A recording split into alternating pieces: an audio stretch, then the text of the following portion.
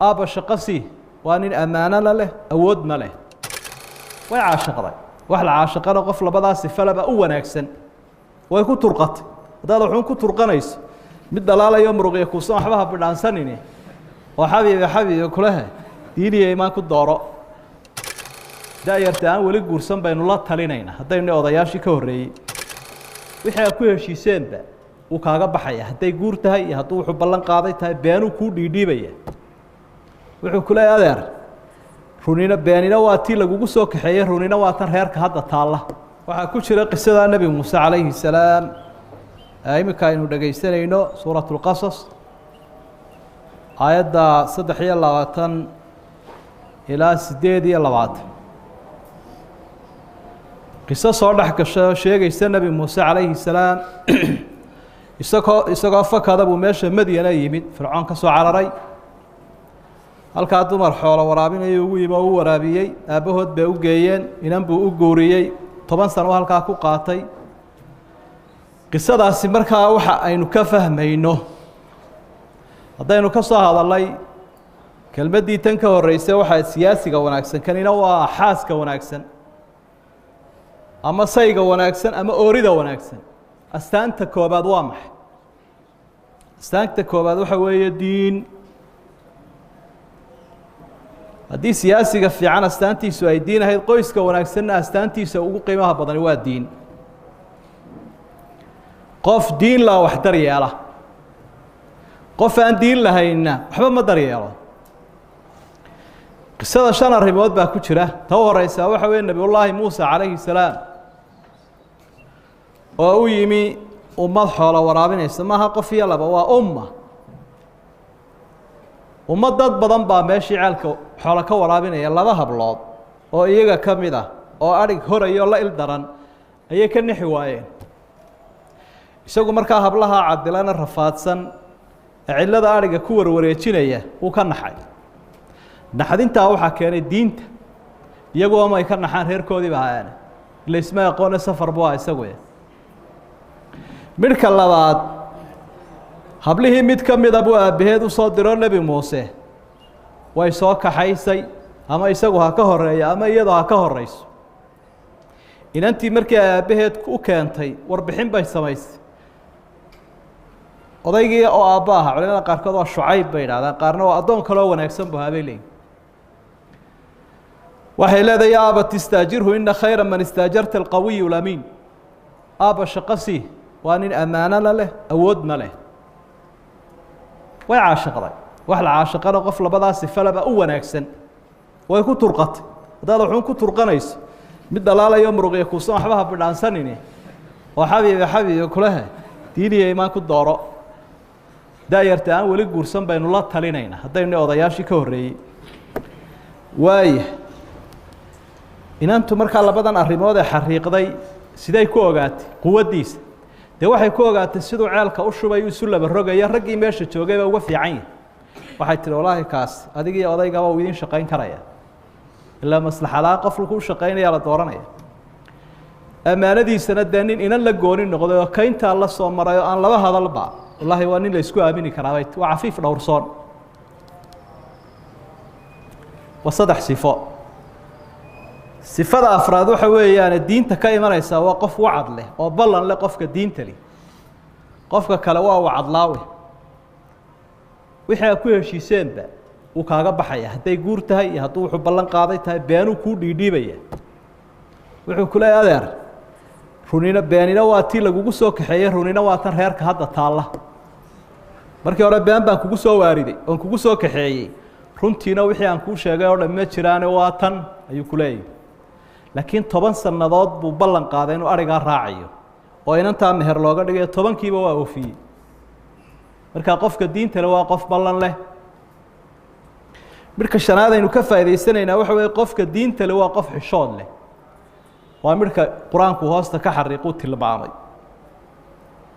waxay u timi hablihii mid ka mid ah nabi Muuse ala istixyaa iyadoo xishood weyn wadatay xishood bay ku dul sugantay calaad waxa isticlaab ay muujinaysa iyadoo si fiican u xishoonaysa u timi marka qofka diinta leh waa qof xishoonaya sidaasa quraankeena oo faray qofka ودورشدي أن كهودلنا qoysaska wax badan waxa burburiye debadiya gudaba doorasho xumo markaanay inantu iska dooranin wanaagsan qoysku burburaya ninkii markaan oori fiican caruurta u doorinay dhalayso reerkii waa burburaya sida daraadeed ba si aan burbur loogu dhicin islaamku marka horeba intaan la isdhex gelin buu doorasho shardi ka dhigay in la isdoorto diin la isku doorto wala abdun mu'minun khayrun min mushrik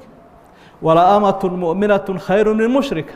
aayadaha guurka markay bilaabmayaan suuratul baqara ilaahay wuxuu leeyahay adoon ama adoon ilaahay rumeeya ka fiican gaal wuxuu doonaba haysto lala yaabsan yahay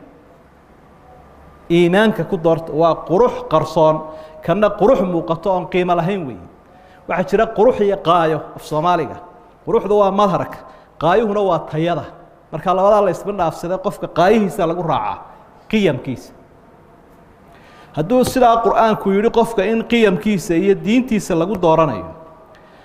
xadiidkii saxiixa nabiguna calayhi salaatu wasalaam wuxuu dadku inanta waxay ku xushaan ninku markuu guursanaya afar quruxdeeda qoladeeda iyo maalkeeda iyo diinteeda tadiinta leh buu nabigu wasta ka calaamadiyay ninkiina marka ay oridu xulanayso ama ehelkeedu la xulayo waxa loo shardiyay maxay ida jaakum man tardawna diinahu wa khuluquhu fazawijuhu qof diintiisa iyo dabeecadiisa ka raalitiin marka uu yimaado u guuriya diintii xasanka culimo badan ba xasan ku sheega idan halka waxaynu ka aragnay maxaa diinta shardi looga dhigay hadii waxyaabahan kale qofka lagu doonto ka war hadii waxyaabahan kale qofka lagu doorto ku daryeeli maayo waxaanad ku aaminay ubadkaaga iyo adduunkaaga iyo amaanadaada iyo asraartaada iyo naftaada midda kuma aaminaysa imisaan dilkiisa loo soo maray ooridiisa xasan bin cali inanku nabigu awowga u ahaa ooridiisa loo soo maro sunays laakiin qofka diin leh wuxuu leeyahay ilaahay baa ka cabsanaya soo qofkan ilaahay ii qabsan maayo dilkiisa iyo khiyaamadiisa qofka diinta la dunyadaada aad ku aaminaysa ka kale laakiin waa laga yaabaa islaanta inuu dahabka iyo kishada ka farataysto nin dahabkiiba ka xaday islaantii muxuu keenay waa xadayaabee iyaduna de isaga way xadiyo waa casayn ilaa xaraam iskama ilaalinaya qofkii naftiisa ku aamini maysido in iyadu soo sinaysataa baa laga yaabaa isaguna uu soo sinaysto qaraafo qofkii aan diinta lahayn kan kale laakiin diin baa xidhayso xaraam buu arkaya waa qof aad aamini karto sirtii kabarad baaba laga yaabaa inay kugu rakibto ama isaguna uu kugu rakibo marka la mujaamaca ama la mucaamaloonayo dabeetana banaanka la dhigay misaan aragnay meelaha ka ashaadanay ka qaylinaya wala waan isqabnayo balaaya naga soo baxday hadaa isqabteen maxaa waxan keenay waxan waxa keenaya diin la'aanta qofkii dabar male maxaa ka hakinaya wuu ku ciyaaraya qofkii maalinta adkaato hadaanad naftiisii ku aamin oo ana taada ku aamin oo maalkii aanad ku aamin caruurtiina ku aamini maysid wuu kaaga tagayaa ninku caruurta iyaduna way kaaga carariyo mid kale ay doonaan afarteedana way ku tuuri laakiin qofkan kale wuxuu guurkaba ka aaminsan qofka diintani in ilaahay loogu dhawaanayo waxyaaba ilaahay loogu dhawaanayo loogu cibaadaysanayo ayuu guurkaba ka aaminsan yahay wuxuu leeyahay si ilaahay kaaga raali noqdo xuquuqda qofkan oorida iyo ubadka iska hagaaji alla ugu cibaadaysanaya de way kala duwan yihiin qof danaysanaya oo raaxaysanaya hadduu doono kaa xiisa dhacaya iyo mid ilaahay kugu dhawaanayo diin u aaminsan way kala duwan yihiin ma isku mid baaha saadaradeed arkaysa ruux dumar oo meelaha ka qaylinaysa miyaan arkay oday waligayba waan waayay caruurtii buu ka carar tee waan kaa xiisa dhacay buu leeyahay iyana waan kaa xiisa dhacay waan ban ku shuufayba markii hore xabiibi iyo waxaas ila labada qof marka hore quruxda la isku eeganaya xoogaa maslaxada adduuna la isku eeganaya shahrul asrki iyo biraha hore marka la dhaafo ma intaas ku joogaysa dhalinyaro kuma joogayso shudhiiba walacbay bilaabaysa waa taahum qaacday sidaa baab kuma aanan moodayn buu leeyahay tii horeba meeyada Soomaaligan madoobaaday dawadaanu ka xiisa dhacnay haddana way dhalaysaa ciyaal bay dhalaysaa wada jiiqlaho wada hunqaacayo oo wada dhakhtar lagu wado wuxuu leeyahay wallahi kalideedii baa la qaatay ya maxay buuqan iyo saxmadan aan galay guurkaba sidaan maan mooday soo taraaxadii ba lunta kana dadkan oo dhan inuu wado oo uu xambaaro qaar u soo ducaaya ay noqdaan bulshada dad uu ku soo daro islaamka oo xoojiyaabo ugu cibaadeysan waa laba qof oo kala handuwan marka mushkiladan burburka inagu keenaysa waxaynu dhaafnay shardiga asaasiga ah shardiga asaasiga ah kaba kacdada ka soo qaadad noloshu deesa aynu soo tilmaanay isagii baa bukoon karaya dabeetana nolosha uu ka dhacaya raaxadii laga doonayayba meesha way ka baxaysaa kalmadii buu kari waaya shaqadii buu kari waaya qofka muslimadda ahi ilaahay bay ugu cibaadaysanaysaa ninkan inay sido oo ay xambaartay u dul qaadatay nolosheeda u sabirto isaguna saas oo kale haddii ay bukooto oo xayaatadiiba ay ka dhacdo tuuri maayo laakiin ilaahay buu ugu cibaadaysanaya inuu qofkan muslimka u sabro oo uu wado oo bulshada ka hayo oonu ku soo daynin bal ka war kan kalena wuxuu leeyahay miyaad haatan howlgabbaad noqotay dayna kala wadi anigu hamad baan rabaa bay leedahay isna hamad baan rabaa buu leeyahay dee adna howlgabbaad noqotay dee khalaas waynu kala dukaamaysanayna kala dhaqaajinay war markaa dadku waxaana isugu xiiqayaan isla wareereen waxay dhaafeen tilmaantii ilaahay subxaanahu wa tacaala ilaahay baa khalqigan abuuray markaa wuxuu tilmaamay marka haddii kambaniga gaadhigaa soo sameeyey uu idhaahdo boolkaasaa u muhiimsan boolkaa ilaasho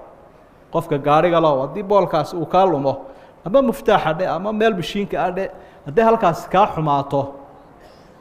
weligaa gaadhigaasi kuu tamarin maayo qofkaasi waxaa laga yaabaa 100 isbeer inuu boolkaa ka samaysto oo idhaahdo bal dardaaranka kambanigaa ilaali ilaahay dardaarankiisa haddaad dhegaysan weydana cirbaha ku goy marka waxaynu leenahay waxaasoo asraara ayaa ku jira diinha lagu doorto marka la leeyahay dadka u qaba in shardigaasi uu ciyaar yahayna taladooda fuud kulul bay ka cabi khayrka allah ina waafajiyo sallallahu ala nabiyina muhammadin wa alihi wa sahbihi wa sallam subhana rabbi